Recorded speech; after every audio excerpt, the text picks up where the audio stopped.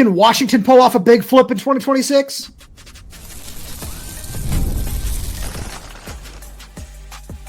You are Locked On Huskies, your daily podcast on the Washington Huskies, part of the Locked On Podcast Network, your team every day. Welcome back into another edition of the Locked On Huskies podcast. I'm Tomashoff. That's Lars Hanson. He's the site editor with Athlon Sports' Inside the Huskies. I'm the site editor with Huskies Wire. Thanks for making this your first watch or first listen of the day, as we are part of the Locked On Podcast Network, your team every day. And today's episode is brought to you by FanDuel. Right now, new FanDuel customers get $150 in bonus bets if your first $5 bet wins. Lars, we got a really fun show coming at all day, every day today. We're going to talk about if there's another 4-star in the state of Washington. There's somebody who you and I are both very, very high on. Excited to just dive into in-state recruiting a little bit. We know that's something the everydayers always love to hear about. We're going to talk about a couple more official visits that were set up over the last couple of days and just some other updates around the recruiting world, because that's probably the most important thing to talk about this time of year.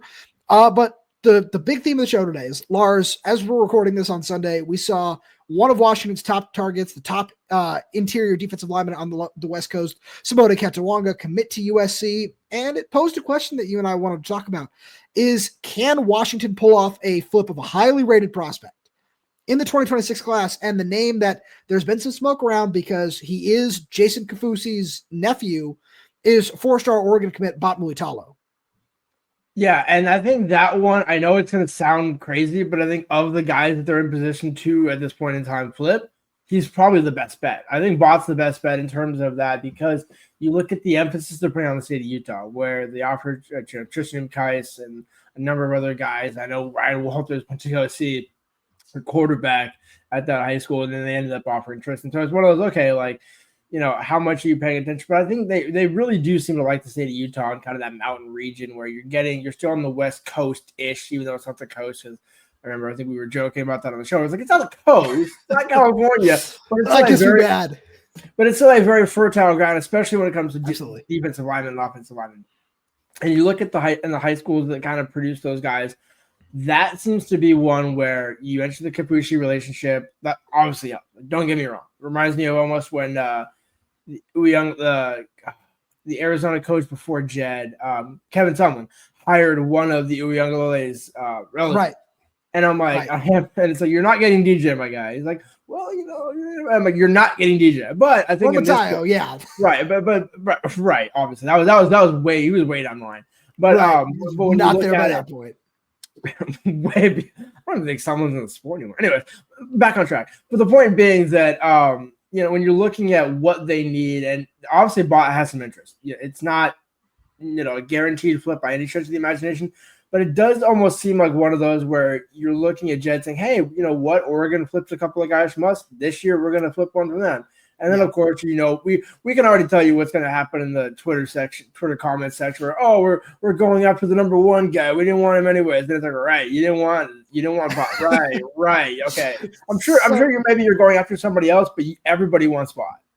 So I agree with you there, where it's one of those things where they have 3 of the top 6 defensive linemen on the West Coast committed. And I think one of the things that this coaching staff is going to try and sell them on, because we're going to talk about a whole bunch of defensive linemen over the course of just the show, really, is the early playing time factor, where we sent out a little note to our insiders about this. The effort along the defensive line is going to show up this year, where it was, you know, the talent, whatever you want to say about last year's class, it was certainly, you know, more developmental guys. It wasn't anything else. We like the talent there, but it's going to take a little bit longer, where now we need some of these high end guys. And that selling point can really be there with Bott, because that's a guy who can come in and, you know, a Utah guy here, I'm going to make this comparison with, is he can come in and have a role like Voy Tanufi did during his first season, where, well, obviously we'll see how it plays out, because Voy was excellent in his first year on campus. And we'll see how it works out, but that's something that you can certainly sell with, especially depending on what happens with this defensive line, where, you know, Siale Pepa's going to be done after the year. Logan Sagapolu is going to be out of eligibility, where they obviously fill a very different role in the defensive line. But it's just, hey, with those snaps coming off the books, you're going to need to find other guys who can be productive and find a way to step right in, even as a true freshman, which is something that we know Jedd has sold for a while. And Lars, it's interesting because to stay along the defensive line, another guy that they're very interested in getting, since they're bringing him up on an official visit on the spring game weekend, is Tyson Bacon, the 4-star defensive lineman from Alabama, who's currently committed to Tennessee. And I commend, this is where I say, or one of the reasons where I say there's going to be a lot of effort shown from this coaching staff along the defensive line, because you look at his other 4 visits were, again, committed to Tennessee, got an official visit there, Florida, Alabama, Georgia. Those are his other 4 official visits. So it's very interesting to see him coming out to Washington. We've talked a lot about what this coaching staff's view is of players from the state of Alabama along the defensive line and trying to find a way to get more of those guys on campus. We saw that with CJ May as well in the 2025 cycle. So I'm curious to see if another year will help them find a way to make inroads. This one, I don't know if this is going to happen, but it's a name we certainly need to talk more about. Yeah, it's a name that you rattled off all the other schools. It's just kind of funny. We're of that mix. Georgia's the only one that doesn't have any former Washington ties in some level or form. Where you look at, Florida's got some former UW coaches, Tennessee got Wayne Minge. Now, you kind of play all this together. He's from Hoover, Alabama. Shout out 2 Days. I don't know if you remember that show, but great show back in the day. I do not. Man, you are not that young. I know for a fact you're not that young. Do not make me feel that old right now. But anyway, I'll make a long story short. Like, Hoover used to be the destination in the state of Alabama. Where back 5 or 6 times consecutive state championships in the state of Alabama. And so it's a great school to get talent from. And in that regard, I remember, I think actually he was. It was one of the early wave of 2026 offers that the coaching staff made when they went last year. And so it's a guy that they were clearly in on from an early time. And I think that's probably a big factor in why this is taking shape. But then you look at it and think, okay, well, we have said they are making a concerted effort in the South. They do, Matt Doherty. We're always going to bring up those comments where it's like, look, the South, that region of the country just naturally produces these positioning groups. It just happens to be that way. And the fact that Washington at least is in position now, I said this before the show, the non-zero chance. Now it's a 1% chance, but it's a non-zero chance. And so to me, it's almost a case of all those offers and all those visits are literally in the South except for Washington. So what is the draw to come up to Washington? What is the reason, how realistic is it just a trip? And even if it's just a trip in terms of, you're probably not going to end up there, but you still want to check them out because they were early offered, that still sells for Jedd, because you can say, hey, all these younger guys that we're offering in 27 and 28 and whatever the case may be, we're still getting visits out of guys. And we have Caleb Smith and we have all we're trying to build a relationship, with players in the South to get at least a handful of them every couple of years, because Washington is never going to get, call it 3 guys from the state of Alabama in a given year, even probably just that region, that Georgia, Alabama, Florida, Mississippi region, 3 guys in the same class. But if you can get 1 or 2, and maybe 1 or let's go 5 in a 2-year period, that's okay. But to me, I'm just curious as to what's the reason. Obviously, I don't think we've seen a ton of quotes about him in terms of ties to Washington. But it's almost like, okay, you're making this concerted effort as a recruit. What's the reason? Right. And that's something where, obviously, for all the everydayers, just so they know, we're trying to get some of these guys on the show. We're hoping to have some of that more as the offseason continues. So stay tuned. Make sure you subscribe for that. One guy who, in the same vein where you said the chance is probably very low, especially considering his family background in this case, is USC commit cornerback RJ Sermons, where we talked about John Richardson trying to make a splash on just in terms of with some of these top 100 guys, where Devon Benjamin being the uncommitted one, where John Richardson made a lot of progress with both Devon Benjamin and RJ Sermons. RJ Sermons' dad played at USC. So we don't necessarily maybe it's a non-zero chance, but it's going to be very, very hard to pull off. The reason we want to bring that up is we saw Kevin Cummings do this last year with Donovan Olubade, with Andrew Marsh, where he said, I don't care that he's committed to Michigan. I don't care that he's committed to Missouri. I'm going to do everything in my power to try to make these guys flip. And that's just the world of college football at this point in time. And again, don't necessarily know. We're not going to put a very high percentage chance on that happening, but it's something to keep an eye on, because these are guys that this coaching staff was clearly very committed to early in the process. So it's certainly something worth watching out for. And Lars, there's a whole lot of the recruiting news we got to jump into.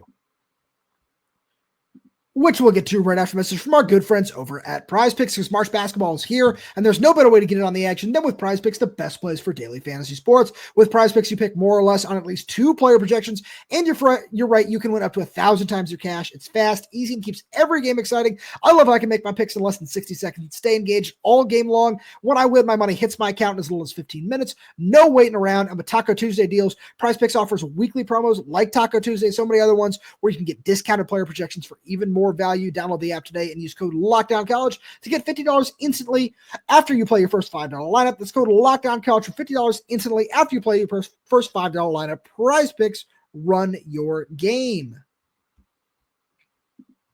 So, Lars, as we were in the middle of recording this, the everydayers might have seen us look down at our phones. It's some interesting news that is not necessarily on the docket, but something we want to make sure we talked about is Derek Johnson II, the legacy corner, son of Derek Johnson, who was a UW standout for a couple of years in the mid-2000s, went on to get drafted and play for the San Francisco 49ers, and he left Washington off his top 6. Now, this is somebody that you and I have talked about, said, hey, this seems like he might be one of their top priority targets. This is a really interesting development. Yeah, we'll peel back the curtain a little bit here, at least I will, but you can take this out if you want. But when we were talking about it before the show, it was, okay, why not Washington? Well, what's the hold up there? And you pointed out, rightly so, that was a late offer. And I'm like, right. In the context of this new age of college football, which we've been in it for a couple of years now, yeah, it's a late offer, much like but here's the thing. When I think of late offers, I think of G. Scott. I think of guys in that boat where we're not offering until June, July of their senior year. Now, Derek's not even a senior yet. Correct me if I'm wrong. I think you don't. Oh, you're right. Yeah. So, I know everything has moved up in the categories and all that sort of stuff, but to me, it's just, you look at the size, you look at his dad playing at UW, and just to me, it's, I think they're going to be able to get back in the boat as long as the interest maintains and things like that. Maybe he becomes a flip candidate where we add him to the first segment. Sure. For that reason of, I don't see how they can't circle back to him eventually. Where if you look and say, hey, we didn't get Devon Benjamin, we didn't get RJ Sermons, we're looking for another guy, we're going to turn the heat up a little bit more. But also the fact that, Jedd got hired last January, really last February when he got the full staff together. And so there hasn't really been the ability to sell and, build those relationships as much. So maybe if you give it another 4, 5, 6 months, maybe UW pushes their way back in there. Otherwise, it doesn't make any sense as to why the son of a former UWDB with that size and measurables and talent left Washington off the list, especially with John Richardson as the overarching coach. Now, if Richardson left, much like Hawkins left, and you're starting over brand new with Taylor Mays, no disrespect to Taylor, I get it. Because then there's literally no relationship, no connection except to Jedd. And Jedd's the only connection because he's the head coach. Other than that, it doesn't make any sense. So I'm with you there where I do think it's a late offer thing. And maybe he just said, these are the schools I have a better relationship with, where let's talk about it in relation to the first segment, where this is one of those things where we've seen it before, where I'm not saying this is what happens. I'm not trying to say I have any information on this, but if this is one of those things where, late March, early April rolls around, and it's, oh, hey, Derek Johnson II is going to be coming up on an official visit to Washington in late May, early June. I don't think either you or I are going to sit here and bat an eye and say, oh, wow, I can't believe that happened, because it's one of those things where it's something, Lars, we both talk to recruits and their families on a regular basis since it's a big part of our jobs. And a lot of times people will always tell us that, hey, these relationships matter. Where when we had Dash on the show, it was, hey, yeah, this is one of the first staffs that offered me. This staff believed in me for a very long time. And we could say that about so many guys, and not just with this staff, where that's something you and I have highlighted when it comes to Jedd Fisch's coaching staff, where when we talked about them as talent evaluators, where they are they were consistently during their time at Arizona, the first, second, third team to offer a lot of these prospects that Washington, even in the Kalen DeBoer era, really, really liked. I was, oh yeah, Arizona was consistently in on these guys and in on them early, because it's something that Jedd talks about a lot, that relationships matter. So that could be a big factor here. And, at the same point, to make this segue as smooth as I possibly can, sometimes you're able to build those relationships very, very quickly. And one guy who's very good at that is Jordan Paopao, because somebody who's going to be coming up on an official visit, in the next couple of months. I believe it's scheduled for the May 30th weekend, is Landen Miree, 3-star tight end from Princeton High School in Cincinnati. And this is really interesting because on a couple of different notes. You talked about this willingness to go into the Midwest, get further to the East Coast, go into the South. And obviously, Ohio is not the South, but stepping outside of your comfort zone and trying to get a playmaker like Landen Miree, who's got 35 offers. He's no slouch to, despite anybody who might just look and say, oh, he's a 3-star. Oh, it's 3-star you, anything like that. No. This is a kid with 35 offers and is still picking up more day in and day out and has Washington on his official visit list. I think that part of it is really interesting. And it also says something that you and I have talked about before. Washington's taking 2 tight ends again. Yeah, there's no way they're not taking 2 tight ends. And I think it was always going to be a stretch unless the only way they wouldn't take 2 would be if they went back into the portal, which we obviously won't know about until the end of the season. Right. But with that being said, I mean, you say Ohio is not the South, and you're absolutely right. But my gosh, if the talent and the players that come out of it, the mentality ain't the same, you fooled me. Because a lot of players that come out of the state of Ohio, they are dogs. I think I know it's the we talk. I think I mentioned on one of the other shows where it's like, oh, let's just throw it all in a phone booth, like all those names and cliches that we throw out of the sport. But they really are. Like you look at the guys that come from the state of Ohio, they're tough, they're gritty. Like there's a lot of big time talent in the state of Ohio. And so every time, you hear 3-star, 3-star, 3-star. I swear, right when you said that, I was like, you could probably build an all 22 every class of 3-star U dudes who end up making it to the NFL. And so I understand. I totally am in agreement on you can't take an entire class of 3-stars, but you look at his size, his measurables, and his production, I don't care what he's rated, because here's the thing. I guarantee you, wherever he ends up committing to, more likely than not, is going to get him that 4-star. And I'm not saying that's the right or proper way that this should be handled, but I just have a hard time seeing him not be a 4 if he ends up committing to a P4 school, which he will 99%, right? 99% chance. So I'm just saying, right now I can understand why he's a 3, but I would not be surprised if when all is said and done, he's a 4. No, I completely agree with you there. And that's something where when I just look at this class of tight ends so far, it's really interesting because you have of the 3 guys that are going to be visiting. There's Camden Jensen, 4-star, the number 1 player in Colorado. You got Landen Miree, and then you have Kai Wesley, who I've talked about how enamored I am with his film and his size and what he's able to do, where I love the way one of my favorite things is with a tight end of his size. It's just watching a man amongst boys play high school football where kids just bounce off when they're trying to tackle him. And it's not even just he's just bigger than everybody else. He's actually physical. He knows how to use his body already at that size, which I think is really fun. And the reason I want to bring all that up is because if this class consists of, let's just say they get Landen Miree and they get Kai Wesley, those are the 2. Obviously fans would not be happy on missing out on a 4-star of Camden Jensen's caliber. I think he's very, very talented. But if those are the 2, Jordan Paopao is shown to be a great developer. And I trust him fully with tight end, where, you and I, we had friend of the show, Austin Simmons, on as right after he committed to Washington. And it was one of those things where you watch his film and you say, oh yeah, no, I completely understand why you took this guy. And that, that's the definition of a late offer, to go back to what we were talking about earlier. But it's one of those things where, okay, I understand the tape evaluation. I understand why you like this kid.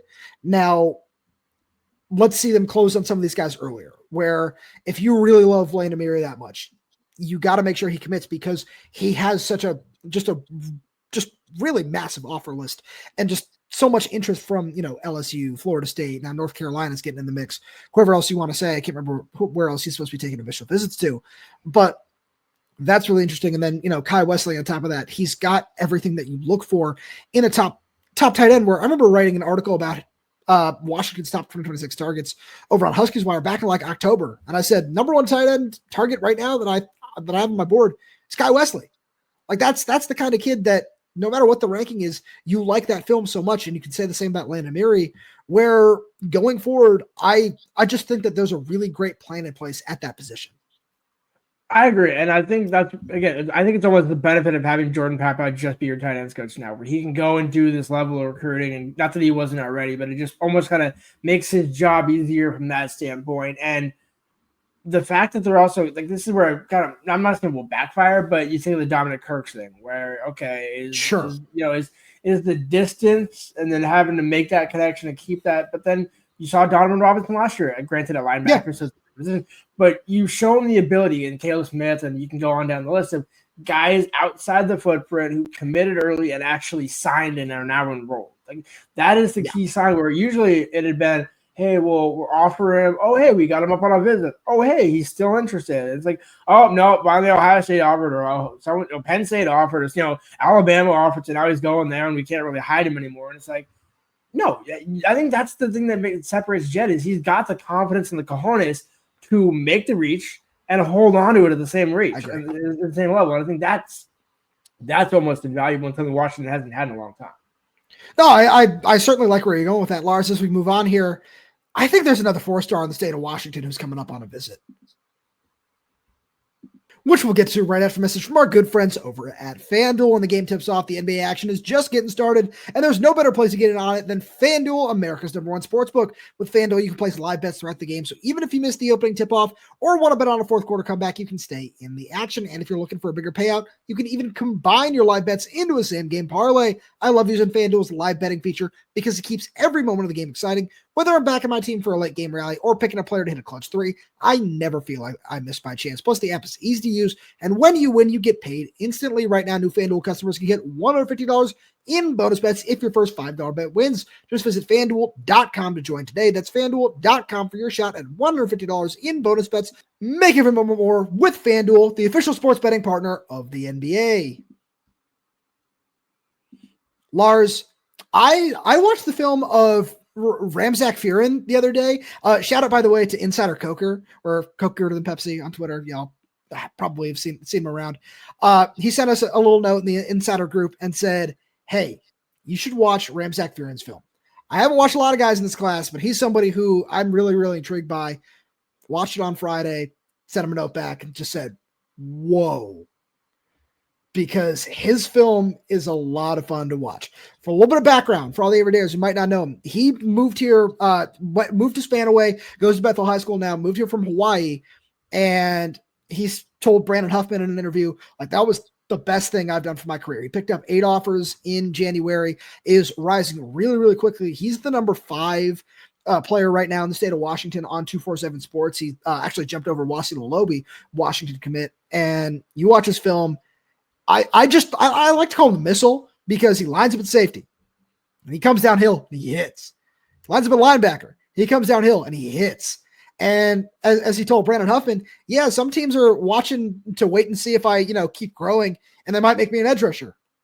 And if they do, he's going to come down and he hits. And I watched his film and I said, yeah, it seems like he was just kind of a little unknown in Hawaii, got a little bit more exposure by moving up here to Washington. And as he continues to rise, where I think F.A. Siale and David Schwerzel both deserve a 4th star by the end of the cycle. I know Siale has one right now in terms of the composite. I think that he's going to end up being the 4th 4-star in the state of Washington. And if he, honestly, if he jumps over them, I'm not going to be shocked. No, and I think it's also a perfect segue into, I'm not, again, to be clear, he hasn't committed yet. I'm saying, I'm not saying he will commit. I'm just saying, hypothetically speaking here, potentially getting back-to-back linebackers from the exact same high school, already knowing you can play the same position. Now, again, 2 slightly different types of players where I'm not sure Zadrius will be an edge at any point, but he can line up outside. He can much like, and this is not an exact competition or comp, but if you combine Zadrius and Alfonso, because Alfonso's versatility this past season, now again, Alfonso is slightly smaller in terms of, I think he was like 6'1", 215, whereas he played heavier than that, but yeah, he's a little bit on the smaller side compared to what Zadrius' frame is. It's elite. Right, between that and then at Fruean being 6'4", 205, that to me, like, that's what makes this thing insane. Is he's got the athleticism, but also already has the size, so you're not looking at it as an undersized guy playing over his skis. It's if you can line up Zadrius, Donovan Robinson, and Fruean by 2027, 28. Like, right. I know that's hard for fans here. Like, oh my God, we're still in 25. We're talking about 27, 28. Like, but hear me out. This is 27, 28 when you're playing for a CFP semifinal, when you're playing for a potential national championship, that's the end game here. When now getting to that road, you still got to build it through the high school ranks, and you got to do it early. And so I think from that standpoint, having two guys that are familiar with each other is only going to make it easier. So I agree with you there. Like with Fruean, the more I watch, the more I see somebody who I don't think a lot of fans are going to be happy with this comparison, because it's somebody that I thought was coming to Washington for a long time. And then he ended up going to Oregon. That's Kingston Lopa, the 4-star from Sacramento area a couple of years ago, who was just the same thing, where he was big and physical. And he played linebacker and he played safety, and he came downhill and he hit hard. And that was Kalen. I think that was Kalen Staff's first year, like their first full year, and they ended up missing out on him. That's how I see this guy. And that's why one of the reasons I think he deserves a 4th star, because he is just a big body, where Lars, is something you and I, we kind of got into this before the show. We were like, wait, no, we got to save this. We just have to kind of let this unfold on the air, where we were talking about the recent Jedd staff specifically, its commitment to developing and just like not just developing relationships, but actually recruiting well in the state of Washington. Like, you go and you get Marcus Griffin, a local guy, to come back and be the director of recruiting. You take 5-6 players in last year's class, and you're on track to do it again. And now, if you're able to have a clean sweep of the top now 6, with Fruean in there, with David Schwerzel, Siale, and then obviously Derek Coleman-Brusa, if you're able to do that as well, like, it's not like, this isn't what some of the previous classes were, where you look at it and you say, oh, I mean, obviously 2021 is its own discussion, but where it's okay, maybe, you want to go after this guy, maybe not so much. And, you'll take like a Taylor Rapp, who obviously jumped up as the cycle went on. But I look at this one and I say, these are all big physical players that really fit positions of need. When you look at Fruean, you look at Wasi Lalobi, you look at what Terrence Sarian brings to the table as a wide receiver and a field stretcher, and you look at like obviously, again, Derek Coleman-Bruce is in a different world here in terms of a prospect, but you look at Siale and David Schwerzel, and you say, these guys all fit what you want to do really, really, really well. And in terms of adjusting to Big Ten play and trying to get bigger and more physical, I think the staff has done a really good job of identifying the players in state. Adiong Yang is another great example where, you just want a big physical dude on the offensive line. He's got one offer. It's Washington. That's fine because of the physicality that he plays with. And I feel like that holds true for a lot of the guys that they're pursuing in this class, which I don't know if that's necessarily been the case in previous years. No, I mean, I think every year you always try and get guys from the state of Washington, but I think what separates Jedd and what separated Chris Peterson was development, where we hadn't seen a ton of guys develop under Kalen DeBoer. We didn't see a ton of guys develop under Jimmy Lake. No shot there. But just when you go back to the Peterson days, like, that's what it was about. It was getting, the pride of Seahome, Taylor Rapp. Some people thought him as a 4, some as a 3. Ends up being a day 2 pick in the end and going on to the NFL. And I think that is almost kind of like the hallmark of this team or this program, where there's enough talent in the state of Washington where, yes, it's not Alabama, it's not Texas, it's not California. My God, there's some talent in the state. Absolutely. And I swear, every year it's always the guys 5 through 11, not 1 through 4, that actually end up seeming to pop more. I don't know. We need to dive into this. This is the show idea. Because it's always crazy when we go back and look, and it's like, wow, that guy ended up playing a lot of snaps. That guy, and now most of the time it was not at Washington, and that's not necessarily the fault of the previous Washington coaching staffs, because sometimes where I forgot who the Oregon State offensive lineman that Scott Huff didn't end up taking in 2020 or 21 when they took Roger Rose.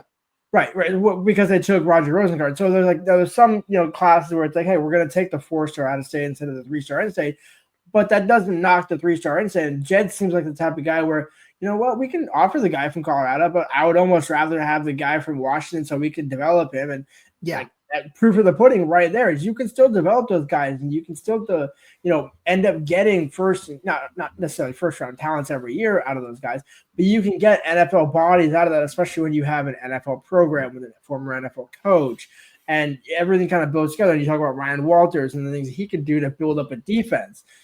All these things, like, that's why that marriage of Ryan Walters and Jedd Fisch works so well together, is a head coach on defense who prioritizes development, and a head coach in general who is catering to the offense, develops on offense. And so all these boxes are being checked, and it's like, there's no reason to have to go across the country for a bunch of guys when you can kind of actually look in your backyard and think, you know what? This guy's got the dice. He can make it work.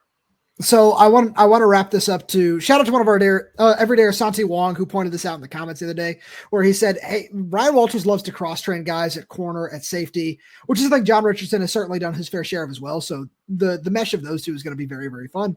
But to tie it all in, as we talk in state, Rashawn Clark is somebody that I'm very intrigued to watch this year for a lot of those reasons that we just mentioned, in terms of, hey, we're going to see that development, that step forward, but he's also a 4-star from the state of Washington.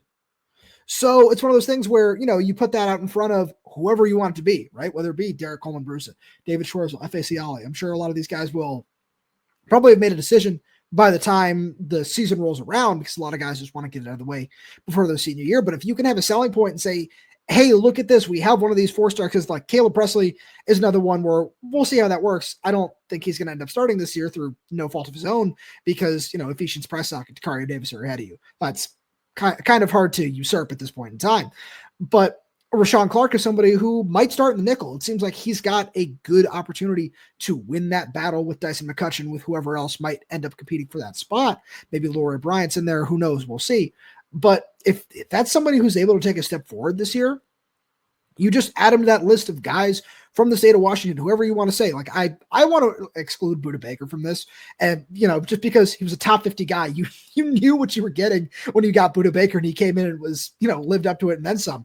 Like Kyler Gordon, like Taylor Rapp, like Joe Tryon, like some of these guys who, obviously a couple of the names I mentioned were 4-stars. But they still took some time to develop. Taylor played right away, but still we saw him really improve from year to year. And we saw them develop, and it just sort of became a selling point as it moved forward, where you see fans online say, hey, look at Joe Tryon. Look at the way he developed here. Look at the way, Miles Gaskin developed while he was here. Obviously, day one starter and did everything, but he still developed and is one of the best backs in UW history, where there is such a long line of guys that you can point to from the state of Washington. And this staff very clearly saw that quickly and said, we understand that, and that's something that we want to take advantage of in whatever way we can. So I'm very curious to see where they go with that. But we're going to have more on that another day. And Lars, the best way for all the everydayers to find that, make sure they're subscribed right down below. Thank you as always for being here. Thank you all everydayers for tuning in. And again, like I said, make sure to subscribe wherever you get your podcasts. So that's YouTube, Spotify, Apple Music, Games on Music. We're there. We're everywhere, updating this channel with new content every single day. So make sure to click that like button, click that little bell so you don't miss when we post a new video. If you have any questions, comments, concerns, drop them right down below in the comment section. And if you're audio only, please leave us 5-star reviews. It does help us out a lot. Thank you so much for tuning in, and we'll talk to you on Tuesday.